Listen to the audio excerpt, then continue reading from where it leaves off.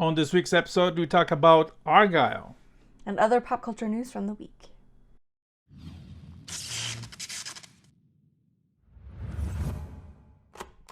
We just saw the new Matthew Vaughn movie, Argyle. And let's, what was the thing that guy says? Let's DTF. Discuss the film. Yes. On this podcast. Yes. Always. Uh-huh. DTF. Yes. Oh my gosh. Anyways, new Matthew Vaughn property. Matthew Vaughn, a very talented director. He made some really cool things in the past. X-Men First Class. I think he did the second one too, which is called Days of Future Past? Days of Future Past. Okay. But also the Kingsman universe. Such a great universe. Really, really good.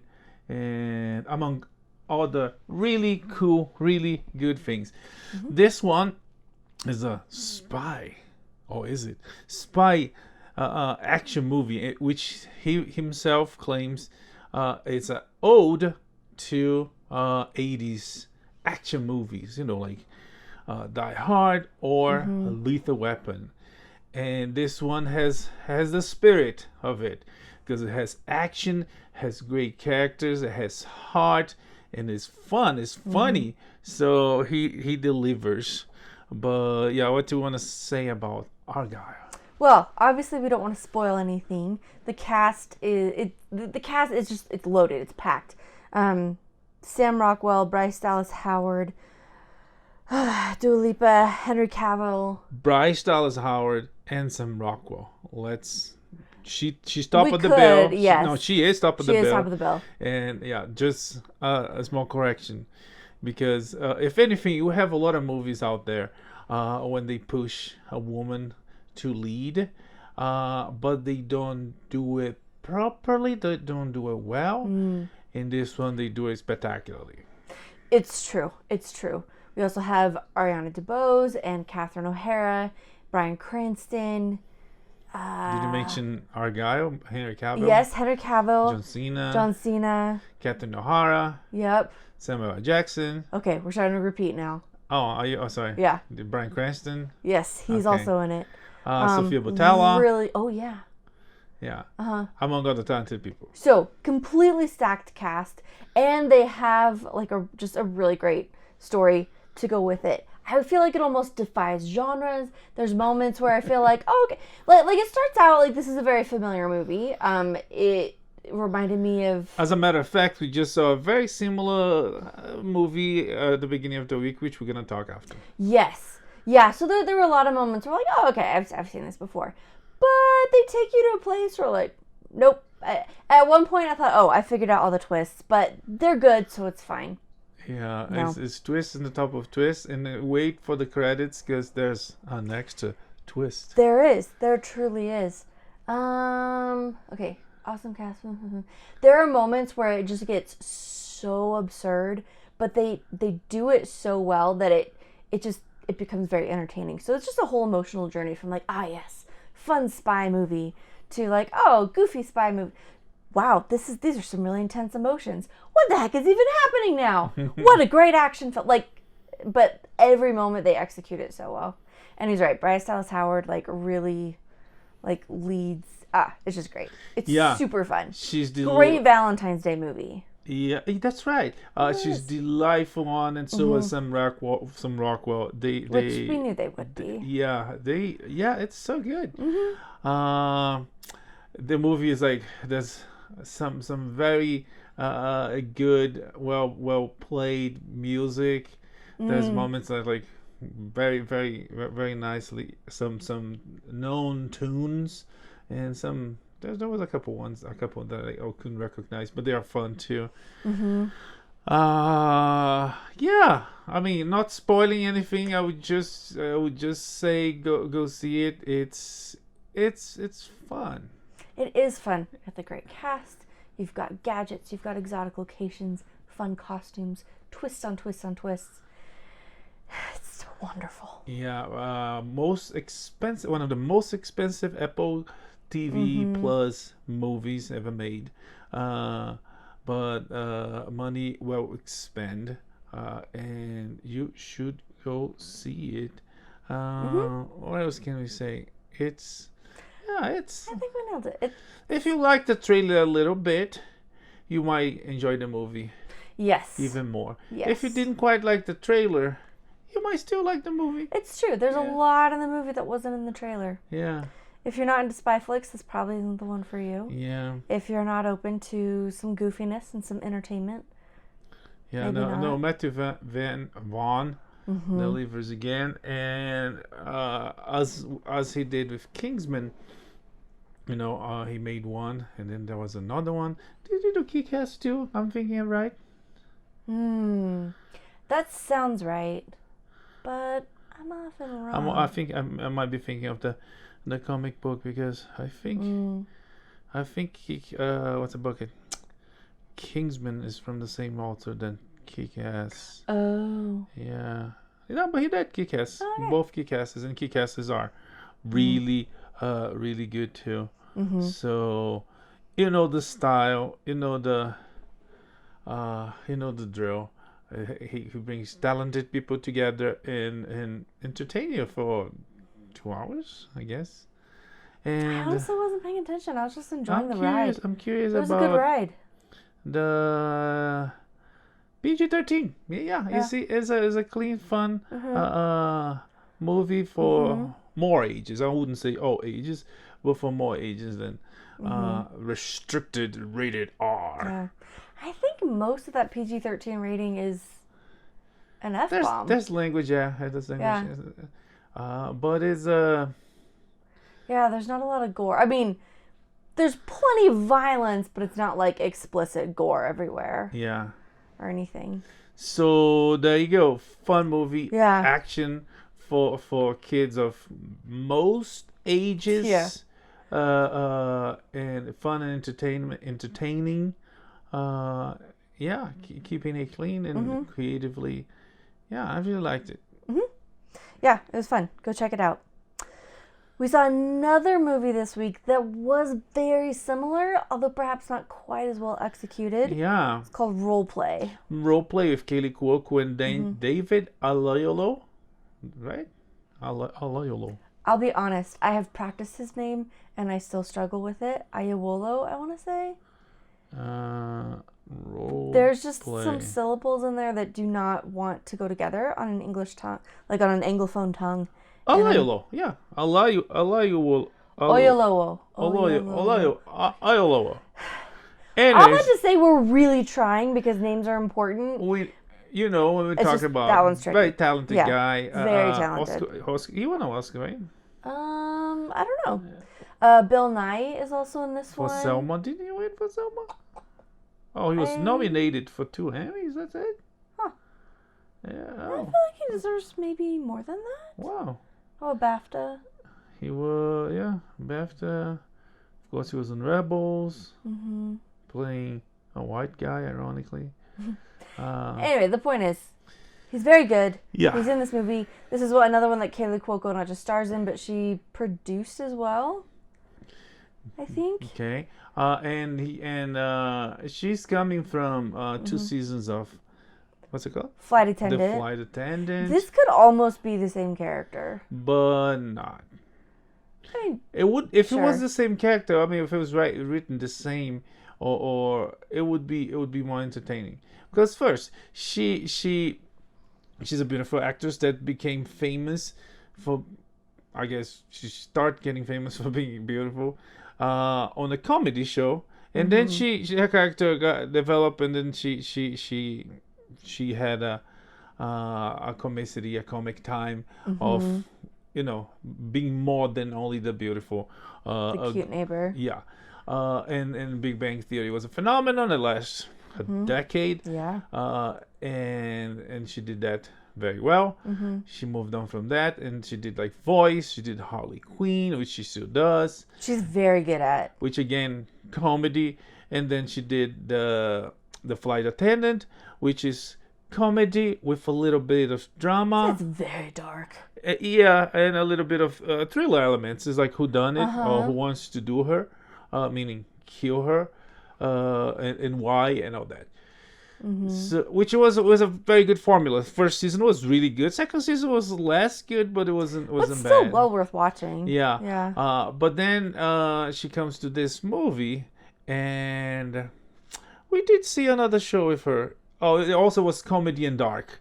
It was, what's the show called? It was the podcast. Yes. Oh, that's right. Murder The mystery. serial killer. I can't remember what it's check called. the name. Oh my goodness, I can't believe I forgot about that. Yeah. Because that one, okay, so that's another one in the same vein where it's like Kailey Cuoco's being Kailey Cuoco, but she also has like a darker side. Yeah, a little less darker than the flight attendant. This one, she's a mom to be. She's pregnant. In this one, no, she's not pregnant. Or she had a baby. Oh no, in the podcast one. Yeah. Based on a true story. Yeah, she's pregnant. Yeah, so slightly different. There's no notes here about. Yeah, there's a note here about season 2, but no dates. Yeah. But anyways, so again, they were able to jiggle to balance comedy and drama action, absurd action, and even dark comedy. It was really good, very entertaining. Her and I can't remember the name of the guy. But anyways, on this one, after doing that, she did a lot of comedy on Big Bang Theory, and then she moved into this comedy more for adults, not broadcast TV, with other elements. Twice and did very, very well. And then she comes to this one, and what would you expect, right? It's the same problem that we found on Lift with Kevin Hart. It's like, it's Kevin Hart. He's gonna joke about his height and probably slip a joke about his son, because he does that in his special. He does. Yeah. But anyway, you would expect him to be funny, not like to be sort of Will Smith or Idris Elba. It's like, let's steal that plane. Anyways, so with Kailey, we would expect the same. She would, the show would somehow have elements of comedy, and even the name of the movie is kind of a pun, is role play. Yeah. Because the whole thing starts on a game, on a joke between her and her husband. Between couples? No, what to say? Two of a couples. Yeah. Between partners. There's no word for coupled. Coupled? Between couples. Yes. Yeah. Anyways, there might be a word. We might find out clearly at there's the end of the episode. Yet again, he's found a gap in the English language that needs to be filled. Anyways, so you would expect that, or at least some of that. And I feel like it never really quite found the tone. It's like where Argyle was able to like move between tones and all that quite successfully. So was her other shows. Her other shows. Yeah. This one never quite found it. Like, there were moments where I felt like I was supposed to laugh, but like it wasn't. I don't know, going between like some of the intensity and the drama, which was like very interesting. But then maybe moments that were supposed to be funny. I don't know. It never quite found it. It was an interesting story. It was a fun watch. Like, I don't regret watching it. It just like wasn't. It seemed like to just sort of dance around the sweet spot and never quite got there. Yeah. I think another challenge with it is she's been doing a lot of very similar roles, and it's hard to not see Kailey Cuoco. Like, her hair and wardrobe have been basically the same in like all these different roles. So it's really hard to not just see like the same character or a similar character. And I feel like maybe we need to branch out a little bit, change some things up a little bit. I don't know. It wasn't bad, but I don't think it was as good as it could have been. Yeah, I think I miss delivering in some aspects, and especially if like they don't quite pick a lane. They don't commit to, oh, this is a drama, this is a serious movie, or this is an action movie, or this is a fun with a lot of comedy. A movie. They try to mix all that, like we mentioned, all the successful stories that do that, but in this case, don't do it. It's like when it's dramatic, is over dramatic. There's like the soundtrack guides you in ways that's like, wow. Yes. What a yeah, it's like the buzzkill. soundtrack is like trying to tell you to feel one way, but that's not how you're actually reacting to what's happening on the screen. I don't know. They just kind of missed it. And I'm thinking like, okay, The Bear, and it's not really fair to compare other shows or movies to something like The Bear because it's like such a masterpiece. But like they do a great job. There's some like intense and emotional and dark stuff. Oh yeah. In The Bear, but there's also moments where you just like laugh. It's so funny. And they're able to strike that balance where like there's the levity that lightens up, like helps you get through the drama, but like the drama gives it like weight and something that like something for you to invest in. I don't know. So it's a balance that can be done. This one just didn't quite get it. Yeah. It's clearly this is like difficult to do. So when writers get it right, like well done. Yeah. The plot of this one is very similar to for one we saw just a couple weeks ago, The Family Plan with Mark Wahlberg, and that one committed to a family funny movie, and this one that had all the elements to be that, but kind of danced in the dark in ways that. That in some ways that at some moments it's not even clear not what the character is gonna do, because we if it's written properly you're not supposed to find out until the character finds out, but some of the actions of the characters like why what the heck, and yeah, it also has Connie Nielsen in the cast, yes, and I can't remember anybody else. But I thought this was a familiar face. Did we mention Bill Nye? Bill Nye, of course. Yeah.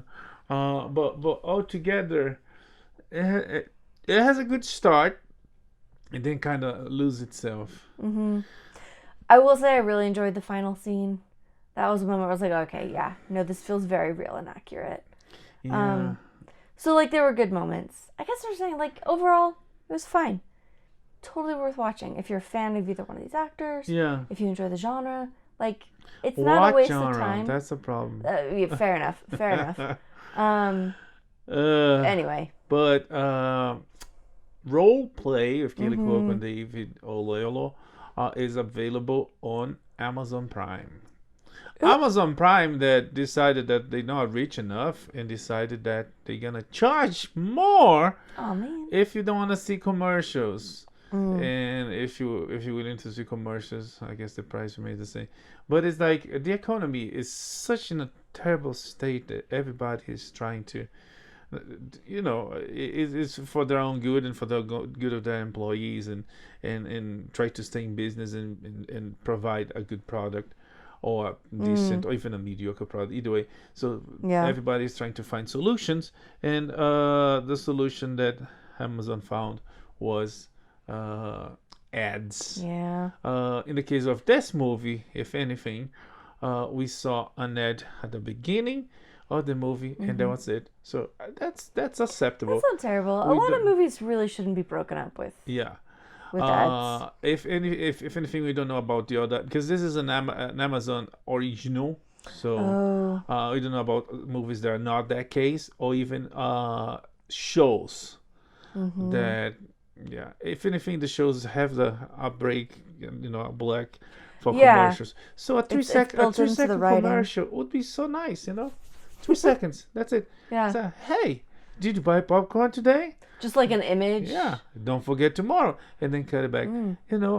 I'm pretty sure that would be very effective, especially if it's a smart commercial. What was a commercial you saw at the movies today that was really good? We've never seen before. Was it It was right before the Coke commercial. Coke has they pay agencies billions of dollars for a commercial, and they don't even need it because Coke was drinking space. There's Coke everywhere. But it was the it's gonna be May. Oh yeah, that was funny. A really good commercial. Yeah. Anyways, so there's that for Amazon. If you don't wanna watch a commercial, you can pay. I think it's $2. That's more. not terrible. Yeah, but still, you're already paying for the service, and now it's like, to survive you need commercials. Like, no, to survive you need the money I'm paying. It's like they break in the industry as you know. Yeah. Because streaming came with this differential. It's like there's a catalog of movies, and you can watch non-stop movies and shows, and Netflix rolls with that. And then comes some guy, some idiot executive, some greedy executive is like, hey, maybe if you put commercials. Netflix refuses, and they still standing up for the customers. But the other ones, they often say, oh, but there's an option if you don't commercials, you can pay more. So they're already paying. Anyways. Yeah. That's how they get you. Yeah. How they get you. But yeah, so those are the things we saw. Just starting with Amazon and the commercials, the ads. We move to the news segment of the show. Yes. So let's take a look. Let's see the vignette. Sorry, there's no vignette. Aw. Yet. Vignette yet. Yeah. Okay, let's take a look at box office and ratings. So Godzilla -1 is still doing really well. There's a black and white cut of the movie, and that's moved it up into number 3 on the all-time non-English chart. And it totally deserves it. Wow, that's I'm trying cool. to think of what the other two might be. Like maybe Life is Beautiful. Oh, you mean non-English? Yeah, the other two like non-English. Non-English or non-American? It says non-English. Because it could be in English but not American. No. Right. So how is it says non? It says non-English. Non-English what? It just says non-English. I guess box office chart. Box. All time. Office chart. Oh. No. Yeah. Okay. Either way, it totally deserves to be up there. The Battle of the Lake Changing. No, that's not it. That's the last of high grossing on English film is where? Oh, we want highest gross. Here we go. And here? Crouching Tiger, the Hidden Dragon. Oh, I didn't Well, realize that's a that was production. in This English. American production. Now, it's completely in Mandarin, but it was produced by, maybe not. Yeah. Don't quote me on that. No. No, Where's that's just the rest? top. Well, anyway. And that might have changed because this is. It jumps from still 1. haven't It jumps seen from that. 1 to 10. No, there might be a place you say click here to see more. Yeah, there's no way the article is. Anyway. Huh. I'm sure this is thrilling for you to listen and watch. But Let's try to find stuff on the phone. Yeah, but yeah, well, that's it. Okay. So, anyway, regardless of who else is up there, Godzilla -1 is number 3 on the all-time non-English U.S. box office chart. That's very wordy. The point is, the movie's well worth seeing, and you should go see it. Okay, Suits is still doing really well. It's Nielsen's top 10 most streamed shows of 2023. Total of 57.7 billion minutes viewed. Wow. Yeah. And it It's a lot of Suits, folks. And it just got a spin-off called, does it call it? Suits LA. Suits LA. So are we going to see another franchise? So I don't know if it was Law & Order who did it first, but like Law & Order and CSI, NCIS. 1700. Huh? Law & Order has 1700. Yeah, but I mean, they started like that. Like, so it's like the title of the show and then either like a different location or a different specialty or whatever. So Yeah, wasn't Star Trek? They did it first? No. no, not like that. Yeah. Anyways, so I found the list. Yeah, Crouching Tiger, Hidden Dragon okay. is still the number 1 with 128 million. Then followed by Life is Beautiful Yes. with 57.25 I million. love being right. I love it so much. Third is Hero, or was Hero, Was because now Hero. is Godzilla -1. Parasite is on the list. Instructions Not Included is on the list. I heard that one is fun. Oh, Pan's Pan's Labyrinth. Wait, that's not in English? No, it's Spanish. Huh, okay. It's very good. I need to see it again though, because the only time I ever saw it was kind of a bad edit.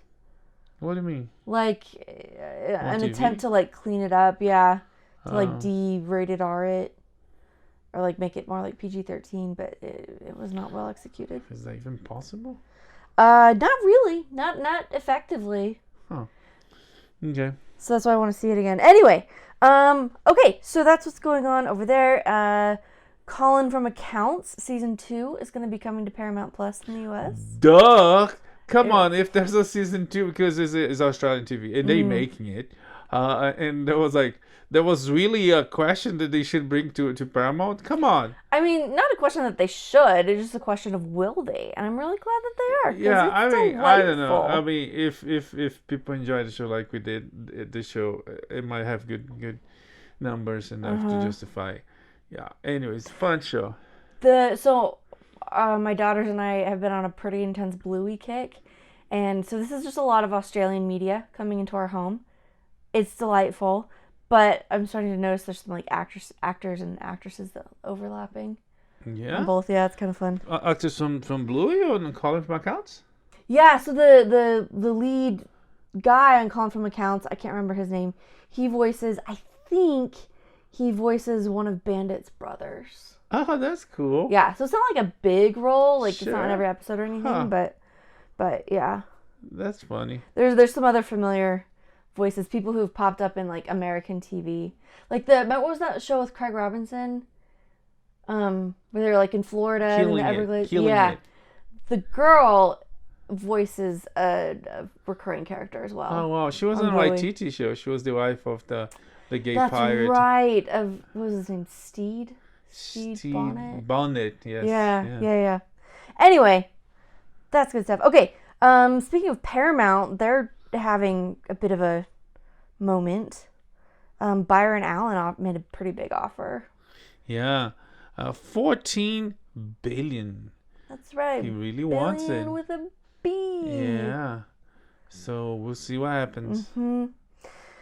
Let's move over to we never planned to have a weekly What's Going Wrong at Disney segment, but it just sort of happens. It's on the news. If you don't see here, you're going to see somewhere else. Maybe not as accurate and factual as we do here, but yeah. Yeah, but it's just like every week there's something else. I'm hoping, I don't know, Inside Out 2 is coming out soon. Maybe I'm hoping that's going to be good.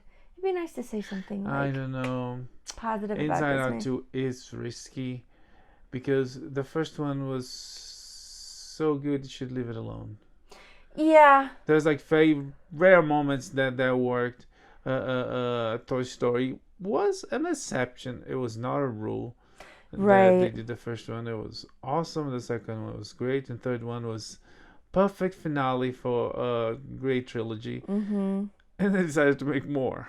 And they're still going to make more. So you had to learn how to Yeah. Yeah. That said, the trailer I think looks really good. And it's kind of a logical place for a sequel to go. I think this one has good potential. And anyway. And the first one was just really, really good. Anyway, Disney was suing Ron DeSantis over First Amendment issues. The suit was dismissed. Yeah, the judge ruled the lawsuit should be dismissed. He was working according to the law, so Disney lost another battle, and this time on the courts.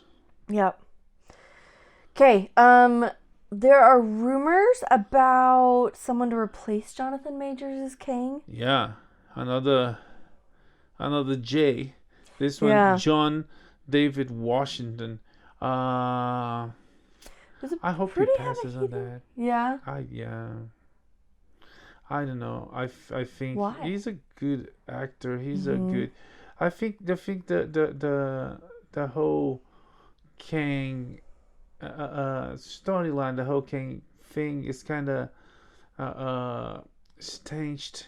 It's kind of infected, tainted, and they should move on from that. Besides the fact that as I was working so far, it was not that good. I don't know. I thought it started the end of Loki season 1. I was very excited about Kang, and it was like for me that was the most interested and invested I'd been in the MCU since the end of Endgame. And getting rid of him now, and I mean, granted, they haven't been able to do a whole lot with him since, but like losing that, it's just kind of a bummer. Yeah. They were setting up. I feel like they were setting up something that could have been really great. Yeah, I don't know. I didn't feel it, and I mean, because they cast the I mean, you the whole race thing is a non-stop issue.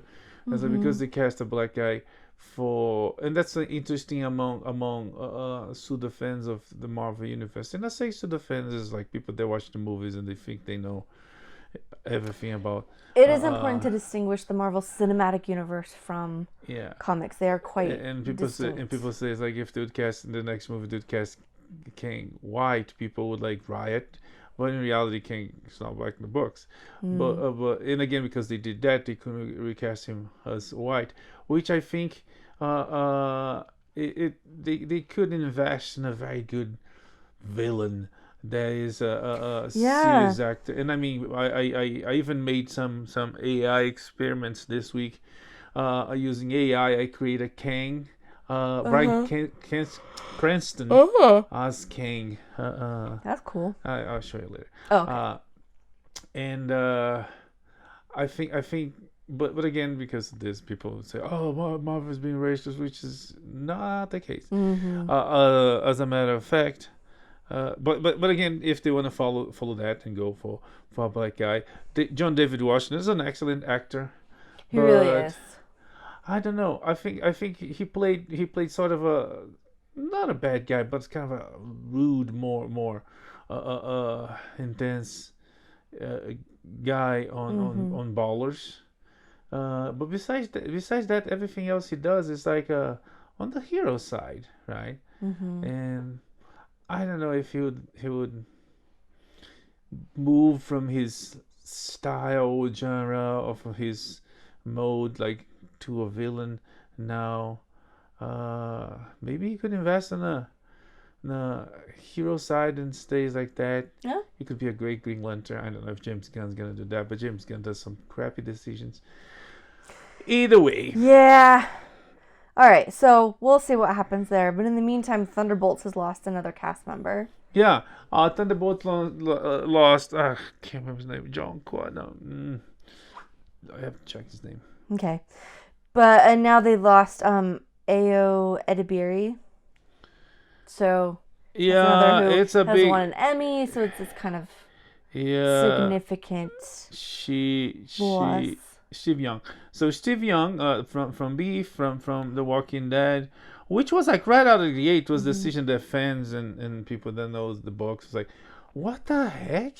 The character in the books is like a Superman version, Marvel versions of Superman. That's right. He's gigantic, and he not only that, he has like long blonde hair, like Superman mixed with Thor, with a big yellow suit, like really muscly guy. And they cast Steve Young, it's like Asian short guy, and everybody's like, what the heck? Anyways, it came to a point that Steve Young passed on and said, nope, thank you, bye-bye. And they did announce this week, there's heavy rumors this week that they're gonna cast a guy that it looks more to the part. At least he's white and blonde. So they changed that, but they did lose Edebiri from the Bear. She moved on from the role for scheduling issues. That's fair. But or she woke up. Loss. She woke up feeling very smart and was like, heck no. Why? Bless her I'm heart. on the top of the world now. Why would I? Seriously. Yeah. Seriously. El Muerto is under development at Sony. El Muerto, that pardon the pun intended, was dead with Bad Bunny, is apparently is being resurrected, and the project will come to light, or maybe at least has hope, but no Bad Bunny. Okay. One last thing about Sony and the Marvel universe, the rumors about Madame Web with Dakota Johnson and Sydney Sweeney and other people, Adam Scott. There's rumors that the movie's gonna flop really bad. Yeah, the predictions for the box office were not good. Yeah, that would be the worst. There's also predictions that they're gonna change the whole concept of with great powers come great responsibility, because apparently. And Adam Scott would play a young Uncle Ben.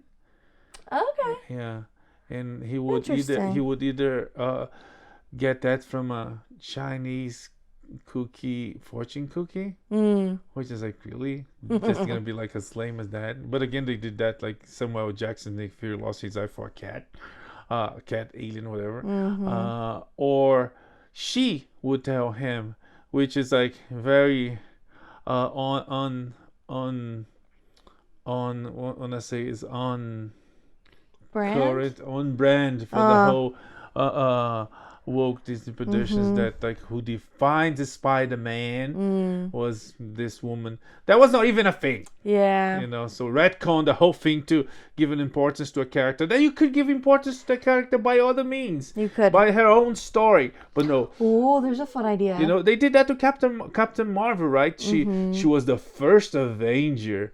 Even though we already had a first Avenger. We already had a whole arc of Avengers films. And then but there's like, oh, they got the Fury got the name Avenger because that was a call sign, whatever. So it would be very on brand for them to do that. But besides that, Dakota Johnson said she did her best.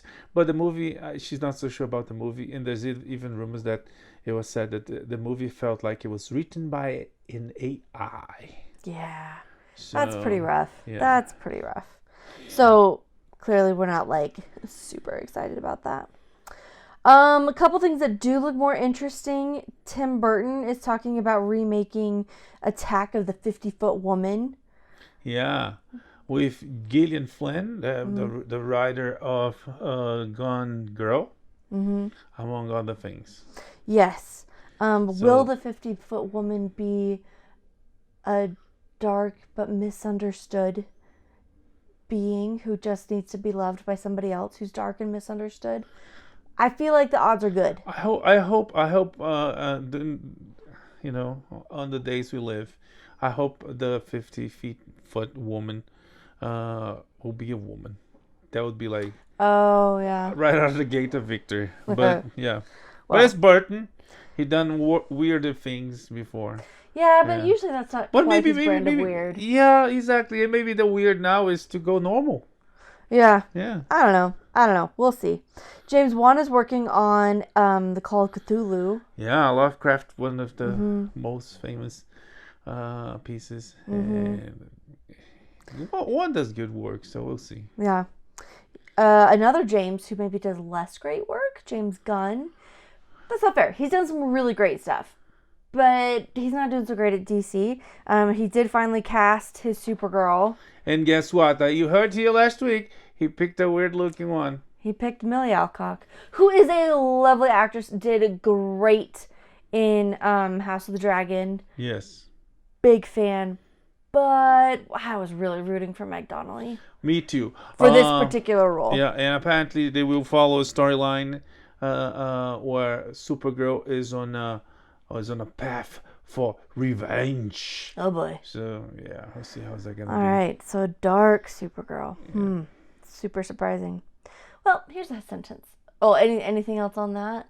No, DC. There's like rumors that this new DC universe is a mess, and like everybody's gonna be on this movie.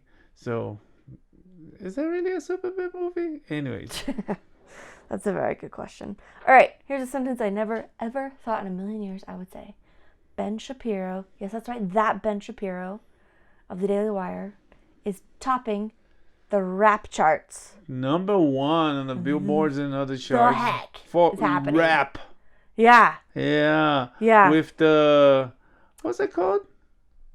Facts. The song is called Facts. Facts with Tom MacDonald. Yeah. That sounds like a country singer.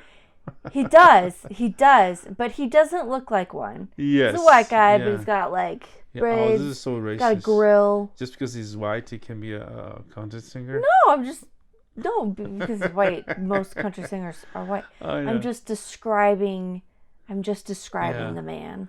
But yeah, Anyway. it's a catchy song. There's a top in the charts, and at the same time, there's like videos of Tom like kind of exposing and how the whole chart system works, because they were #1 and #2, 3, and 4 was like Nicki Minaj. Yes, With in fact, the she might have been tweeting back and forth. Yeah. What seems like some good-natured like ribbing. Yeah. And congratulations. She's been pretty cool about it. Not bad. But besides that, there's like she has 2, 3, and 4. Maybe it's not. Maybe it has Megan Stallion, and but then comes Nicki Minaj with like 5th, 6th, and 7. But let's stay with Megan Thee Stallion. So she has number 2, 3, and 4 with the same song. Slightly different versions. Oh, like featuring or radio edit or I see. So there's like they were talking about like how the industry works in very weird, corrupt, and messed up ways. But anyways, good for Ben. It's a fun song. You should check it. What a time to be alive. Yeah. He wears a hoodie. That's not how it goes, but it's the a hoodie. fun one. It's just man. Yeah, little Jewish boy. Yeah. It's clearly not his normal milieu, shall we say? But hey, but you know what? Hey, it's an accomplishment, you know. It really is.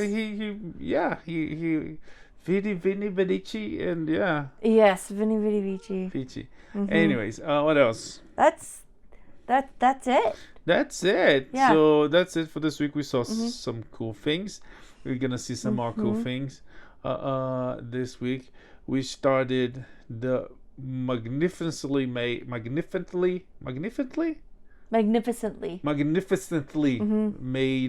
Masters of Air. Apple TV. He's Spielberg and he's so good so Tom far. Hanks and that group of people making a terrific show about World War II. Yeah. This time about the Air Force. When you see like those names behind a project like this, it sets the bar very, very high. Yeah. Because these are of course the people, the minds behind like Band of Brothers and Saving Private Ryan, right? So like really high bar. They're totally living up to it. Yeah, I'm enjoying it. I can't wait for the next episode. And it was the original Band of Brothers in the Pacific. They were HBO, so high quality. This one is the show is not only good, is not only with high quality, but it creates the water divisor. Is that what you say? This divider of waters. Nobody says that. I don't know. Well, I'm waiting to hear the rest of it for more. Yeah, context. there's like before and after. Like okay. Yeah. It creates this change, this breaking of a paradigm. There is someone else is making the show with great quality. In this case, Apple TV Plus. So it's right up there, which is good. You know, have competition. You have more people. Making good stuff, you know, in different houses, but with same liberty, with same creativity. Great show, great start with what's his name? Elvis guy, Austin Butler and Barry Keoghan. I have no idea how to say that band's last name. And since he's Irish, it's probably Barry Keoghan. Keoghan. Yeah. Either way, he's in it. He's great. Many other familiar faces. Yeah, and many talented faces for sure. I must see on Apple TV Plus. Yeah, of course we catch up with the trailers. We're gonna see more stuff. We're gonna bring you the news and entertainment next week. But for this one, we done. Yes. So may the force be with you. Live long and prosper. Bye.